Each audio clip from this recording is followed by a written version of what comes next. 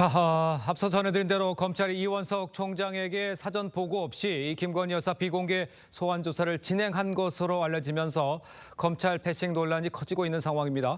최병묵 정치평론가, 김상일 전 민주당 부대변인과 함께 정치권 소식을 자세히 짚어보도록 하겠습니다. 안녕하십니까? 안녕하세요. 네, 반갑습니다. 자, 먼저 이원석 총장, 이 김 여사 조사가 원칙이 지켜지지 않았다. 국민에게 사과를 했습니다. 검찰청이 아닌 제3의 장소에서 비공개로 소환 조사한 게 이게 문제가 있다, 이런 의미인 것 같은데 내용을 들어보시고는 어떤 느낌이셨습니까? 이원석 검찰총장이 문제 삼는 거는요. 네. 비공개로 조사를 했다는 걸 문제 삼는 건 아닙니다. 네. 다만 제3의 장소 그거 하나. 그다음에 이제 본인한테 보고가 이루어지지 않았다. 예. 요 두 가지를 문제 삼는 것으로 보이는데요. 예. 검찰에서 수사하는 그런 원칙을 보면 예. 검찰청사 안에서 조사하는 게 원칙입니다. 그렇죠. 그렇죠. 그다음에 공개냐 비공개느냐는 건 중요하지 않아요. 그거는 선택할 수 있는 거고요. 네. 그다음에 이제 총장한테 총장이 수사지휘권이 있기 때문에 그렇죠. 총장한테 보고해야 되는 건 당연한 거고요. 네. 그래서 이런 원칙이 지켜지지 않았다고 이제 어제 이창수 서울중앙지검장을 질책한 것이죠. 네. 근데 이 부분에 관해서 뭐 이제 이런저런 논란이 된다, 뭐 이렇게 이제 언론에서 보도를 하는데 저는 뭐 별로 논란의 여지가 없다고 생각합니다. 그건 검찰총장의 권한이거든요. 그 검찰총장의 권한을 검찰총장의 지휘를 받는 중앙지검장이 존중하지 않았기 때문에 생긴 일이다, 이렇게 봅니다. 예. 그러니까 존중하지 않은 상황이 벌어진 이 상황을 어떻게 이해해야 되는 거죠? 아니 그거는 예. 결국은 이창수 서울중앙지검장이 왜 검찰총장의 지시도 어기고 이렇게 했을까요? 그러니까요. 뭐 그거는 이제 뭐 용산 대통령실과의 관계, 김건희 여사와의 관계, 뭐 이런 거를 고려해서 나름 예. 본인의 판단하에 일을 추진했는데 네. 그것이 객관적으로 보면 총장의 지시를 어긴 것이 되는 거죠. 그렇군요. 자, 그런데요, 이원석 총장이 김 여사 조사 과정에 대한 이 검찰을 지시하면서 검찰 내부가 지금 뒤숭숭한 분위기입니다. 이 명품백 수사팀 검사가 사표를 냈어요. 이 같은 검찰 내부 상황은 어떻게 이해하면 되는 겁니까? 저는 저 사표를 낸 검사분이요, 이해가 되지 않아요. 왜요? 왜냐하면 이원석 총장이 검찰을 위해서 이렇게 하는 거 아닐까요? 자, 검찰이 국민의 신뢰를 받아야 예. 수사도 더 힘차게 할 수 있고 하고 싶은 일도 더 많이 할 수 있지 않겠습니까? 예. 국민의 신뢰가 없으면 계속 위축이 되고 예. 하고 싶은 거나 해야 할 일을 못하게 되는 경우가 발생하는 거예요. 그런 일이 실제로 많이 과거부터 있어 왔습니다. 예. 근데 이 검사는 이 검찰에 대한 국민 신뢰는 아무 상관이 없다. 예. 이거 완전히 오만한 거죠. 나만 뭐 잘했다고 생각하면 된다. 남이 나를 평가하는 게 뭐 이게 말이 돼? 이러면서 사표를 낸 거잖아요. 아하. 자, 검찰총장이 이게 검사들만을 생각하고 네네. 자기 조직만을 생각한다면 예. 이렇게 국민의 어떤 여론이나 공감대를 형성하기 위해서, 신뢰를 회복하기 위해서 굳이 예. 할 필요가 있겠습니까? 저는 굉장히 개인적이고 이기적이고 오만한 처사라고 저는 생각을 합니다. 알겠습니다. 아까 최병묵 의원께서도 잠깐 말씀을 해주셨습니다만 이원석 총장, 또 이창수 중앙지검장, 모양새가 지금 정면 충돌하는 상황입니다. 그러니까 일각에서는 서울중앙지검이 총장을 패싱한, 사실상 패싱하고 대통령과 직거래하는 거 아니냐, 이런 비판도 나오고 있는데 저런 일각의 지적에 대해서는 동일하십니까? 저는 뭐 상당 부분 공감하고 있습니다. 아니 그거는 저희도 취재를 하잖아요. 예. 취재를 해보면 이번 일이 사실은 요거 한 건만 가지고서 있었던 건 아니고요. 예, 예. 올해 초부터 있었습니다. 올해 초부터 이원석 검찰총장과 당시에 송경호 서울중앙지검장이 네네. 김건희 여사에 대한 직접 대면 조사, 예. 뭐 이거를 계속해서 주장을 했었거든요.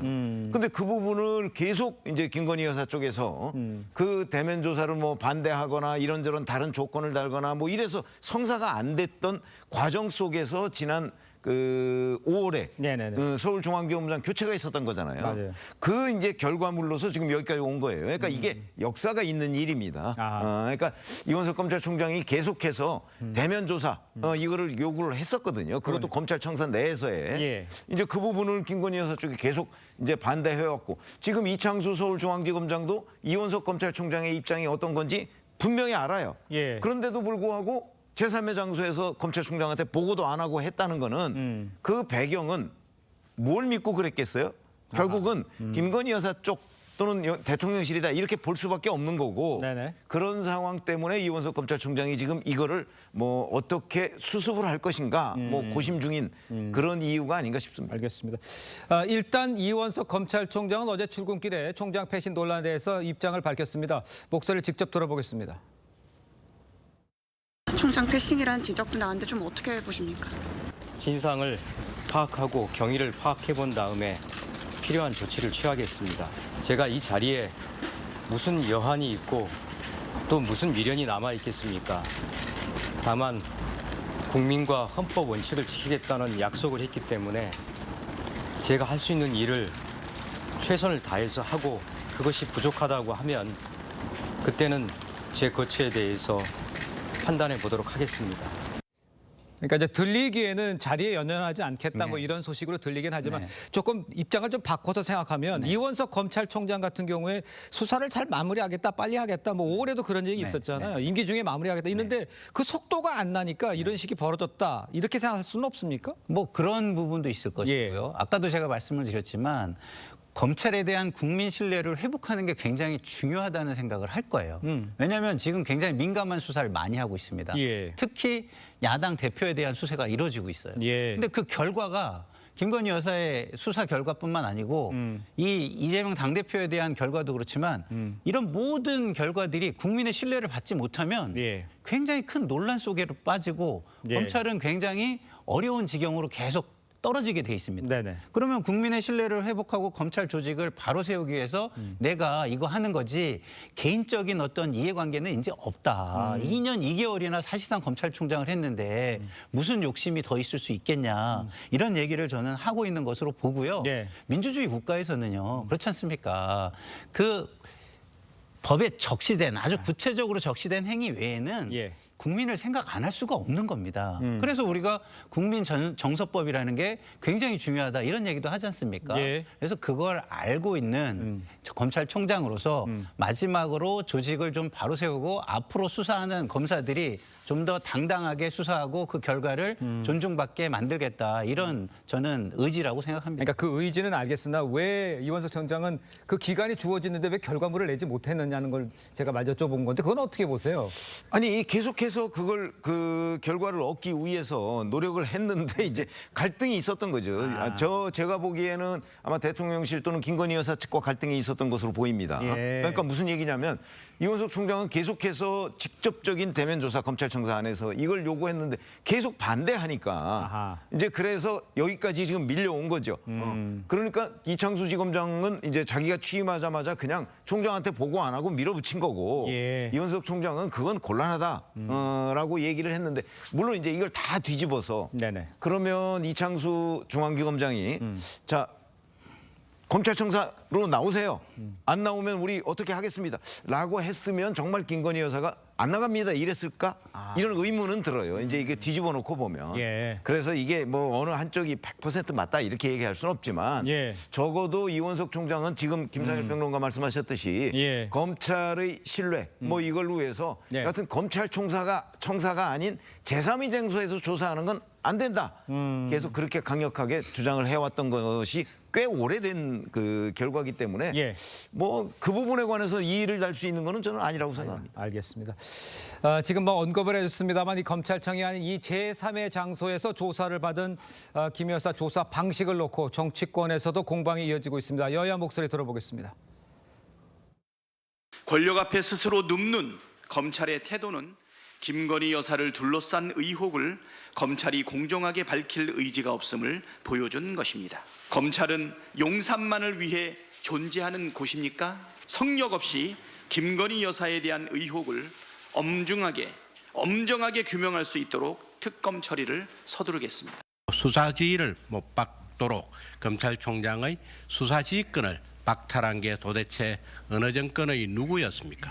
바로 민주당 문재인 정권의 추미애 법무부 장관이었습니다. 이런 탈법적인 수사 지휘를 할 때는 언제고 이제와 패싱이라고 뒤집어 씌우려고 합니까? 대통령 재임 중 영부인을 조사한 전례가 없었던 만큼 경호 문제가 없는 장소에서 비공개로 조사하는 것은 합당한 조치입니다. 자, 지금 얘기가 이제 중앙지검 이 도이치모터스 사건에 대해서 문재인 정부 당시 추미애 장관이 총장 수사지휘권 중단 이것 때문에 보고할 수 없었다는 입장이고 조사를 하다 보니까 이제 뒤에 이제 명품 얘기 나오니까 그때 이제 부랴부랴 했다 뭐 이렇게 얘기를 하는데 설득력 있어 보이세요? 결과론적인 그냥 이야기를 하는 거죠. 예. 다시 말해서 좀 변명으로 들립니다. 왜냐하면 직속 상관이 누굽니까? 검찰총장 아니에요. 예. 특히 수사와 관련해서는 직접적 관련이 있는 직속 상관이에요. 근데 예. 그런 직속 상관에 대한 존중이 하나도 없었고 그다음에 이렇게 한 거에 대한 결과의 후폭풍을 전혀 예. 고려하지 못한 어리석은 행위라고 저는 봐요. 박찬대 원내대표가 그 대표 대행이 지금 하는 얘기를 들어보세요. 예. 저런 얘기들이 국민한테 귀에 들리잖아요. 예. 저게 말도 안 돼 이렇게 국민들이 생각하는 게 아니라 저 얘기가 잘 들리네라고 한다면 저 얘기를 할 빌미를 준 겁니다, 검찰이. 아하. 그러면 특검에 대한 명분이나 빌미도 훨씬 더 제공될 거 아니겠습니까? 그러면 결과적으로는 이 후폭풍을 고려 못한 게 아주 잘못된 일이 되는 겁니다. 예. 그래서 저는 이게 결국은 대통령의 눈치를 저는 봤고 그렇기 때문에 이 일은 벌렸다가 이제 그 이원석 총장이 반발을 하니까 결과론적으로 변명을 하는 것이다. 저는 그렇게 생각이 듭니다. 알겠습니다. 이제 검찰 내부에서 이제 뒤숭숭한 문제도 있습니다만 결론 이제 궁금한 게 김 여사 한 그 검찰의 결론이 곧 나온다는 거 아니에요? 그러니까 그 결론을 과연 믿어줄 수 있느냐 이런 문제까지도 가는 상황이 아닌가 이런 건 어떻게 봐야 됩니까? 사실 이 결론은 우리가 충분히 짐작이 가능한 거예요. 왜냐하면 뭐 법조인들한테 아마 그 현장 기자들도 물어보시면 네네. 이게 뭐 저 명품백 수수 이건 청탁금지법에 공무원의 배우자는 처벌 조항이 없어요. 처벌 조항이 없는데 어떻게 처벌을 하라는 거예요. 네. 뭐 그런 것뿐만 아니고 주가 조작 의혹은 잘 아시다시피 문재인 정부 때 무려 13개월을 압수수색부터 탈탈 털어서 조사를 했는데 예. 소환조차 못했어요. 그러니까. 뭐 그런데 뭐가 그렇게 그 지금 새롭게 나온 게 있겠어요? 없습니다. 그러니까 결과가 너무나 뻔히 보이는 거 조사예요. 네. 그러니까 이게 그러면 결과가 보이기 때문에 모양이라도 좀 그럴듯하게 가져가자 하는 게 제가 보기엔 이원석 검찰총장의 생각이 아니었나 이렇게 그 판단이 되고 그런 점에서 본다면 이 수사가 나오면 이제 바로 그 조사 장소 논란이 불거졌기 때문에 그러니까요. 아마 그렇지 않아도 신뢰를 가지고서 이제 뭐 야당이나 이런 데로부터 공격을 많이 받을 텐데 예. 이제는 더 심한 공격을 받게 생겼다 이렇게 봅니다. 알겠습니다. 자, 다음 소식도 빠르게 짚어보겠습니다. 국민의힘 당대표를 뽑는 전당대회 오늘 열립니다. 최종 당원 투표율이 48.51%로 지난해보다는 낮은데 과연 과반 득표 여부 두고 이 당권 주자들 전망은 엇갈렸습니다. 직접 보겠습니다. 전당대회 연설회와 토론회가 거듭되면서 네. 우리 당원들께서 이제 한동훈 후보에 대한 그 막연한 환상, 기대 이런 것이 많이 깨지신 것 같습니다. 인기와 팬덤 현상이 우리 당을 지금 많이 지배하고 있었는데요. 그게 막상 당원들의 표와는 거리가 있는 거다. 투표율이 낮으면은 친윤계들의 조직표가 훨씬 더 모이지 않았겠나 이렇게 추측을 합니다. 친윤계가 가장 조직적으로 탄탄하니까. 변화의 불편함을 여러분 대신 지고 가겠습니다. 결국 그 변화로 우리의 미래가 보이면 모두가 동의할 거라고 생각합니다. 제가. 자, 뭐 희망 섞인 뭐 분석도 있겠습니다만 냉정하게 봐서 결선 투표를 갈 것으로 보세요? 아닐 것 같습니다. 이게 이제 50%를 넘느냐 안 넘느냐는 그게 문제잖아요. 예. 그거 예측하기 어렵죠. 그러니까. 왜냐하면 일반 여론조사로 볼 때는 넘을 것으로 보이는데 지금 저 원희룡 후보가 얘기했듯이 이 당원들은 좀 달라요, 생각이. 일반 여론조사가 잡지 못하는 당원들의 그 성향이 있어요. 예. 이 당원들은 훨씬 더 일반인들보다는 국민의힘에 대한 충성도가 높은 당원들이잖아요. 예. 그런데 그렇기 때문에 50%를 과연 넘을 수 있을 것인가, 아니면 이제 결선 투표로 갈 것인가, 이거는 솔직히 말해서 예측이 어렵습니다. 예. 당 주변에 저희가 아무리 취재를 해도 다 저런 식이에요. 그냥 뭐 각자 자기한테 유리한 대로 해석하고 뭐 그렇기 때문에 예. 저는 그런 데에 대해서 예측을 하지 않으려고 합니다. 자꾸 저도 질문을 많이 받는데. 알겠습니다. 자, 그런데 이제 문제는요. 이 그 막판에 불거진 이 공소 취소 부탁 폭로. 그러니까 후보들 간의 신경전이 여기서부터 불붙기 시작했잖아요. 그러니까 이게 지금 끝날 상황이 아니라 누가 당대표가 돼도 이거 진짜 풀기 어렵지 않겠냐 이런 후폭풍 이거는 어떻게 보세요? 후폭풍이 되게 거세죠. 왜냐하면 누가 돼도 당내 인사들만 이게 관여돼 있는 게 아니잖아요. 예. 이게 끝나고 나면 당 밖의 인사들도 여기에 관여할 거 아니에요. 그러면 야당이나 국민들로부터 요구를 예. 응답을 해야 됩니다. 그러면은 아무래도 이 상황은 굉장히 불리한 이슈다. 누가 예. 공천 취소, 공소 취소 부탁을 취소, 예. 당당하다고 보고 예. 그게 법 감정에 맞다고 그렇게 보겠습니까? 그런 측면에서 굉장히 불리한데요. 예. 그렇기 때문에 만약에 한동훈 후보가 대표가 된다면 예. 국민 지지를 받을 수 있는 어젠다로 이 어젠다 세팅을 하고 글로 이목을 끌고 가는 것이 굉장히 중요한 관건이 될 것이라고 저는 봅니다. 어젠다 세팅하고 끌고 갈 수 있는 상황이 벌어질 때 그렇죠. 결선 투표로 가야 될지는 봐야죠. 네, 어젠다 갈등으로 가면은 이제 망하는 거죠. 알겠습니다. 자, 민주당 소식도 짚어보겠습니다. 김두관 후보가요. 친명 지지층을 겨냥해서 집단 쓰레기로 변한 집단이다 이렇게 표현을 썼다가 바로 삭제를 하긴 했습니다. 그러고 나서 메시지 시스템의 실수라고 올리면서 메시지 팀장 뭐 이런 SNS 팀장을 해임을 했어요.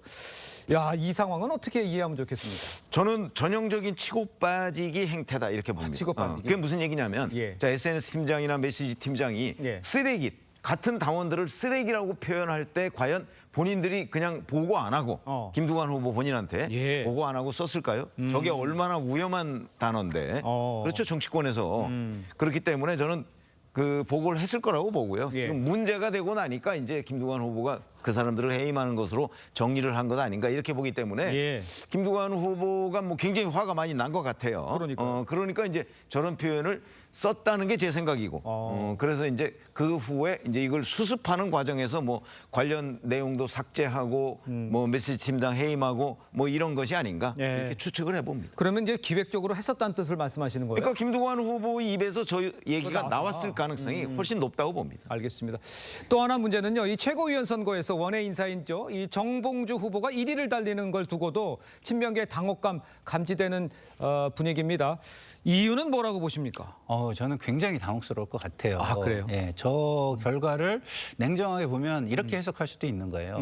이재명 대표의 지지보다는 예. 윤석열 대통령 심판을 위주로 모였다. 다시 말해서 이재명 당대표는 그걸 잘할 것으로 보이는 도구일 뿐이다. 이렇게 예. 볼 수도 있는 거거든요. 예. 그래서 이재명 대표 입장에서는 상당히 좀 당혹스럽고 자기의 예. 어떤 리더십이 예. 그 스탠드 언론, 그러니까 홀로 이렇게 서 있는 리더십이 아닐 수 있다. 이렇게 느낄 부분이라고 보입니다. 알겠습니다. 이것도 하나 좀 빠르게 짚어봐야 할 것 같은데요. 정청래 법사위원장 해임과요. 민주당 해산 요구 국회 청원 동의수 5만 명을 넘었습니다. 야, 정청래 청문회가 이것도 생기는 겁니까? 어떻게 봐야 됩니까? 아니 본인은 법사위원장이니까 그러니까요. 본인 청문회도 하겠다 지금 이렇게 나오잖아요. 제가 예. 보기에는 그냥 어깃장으로 보이고요. 네.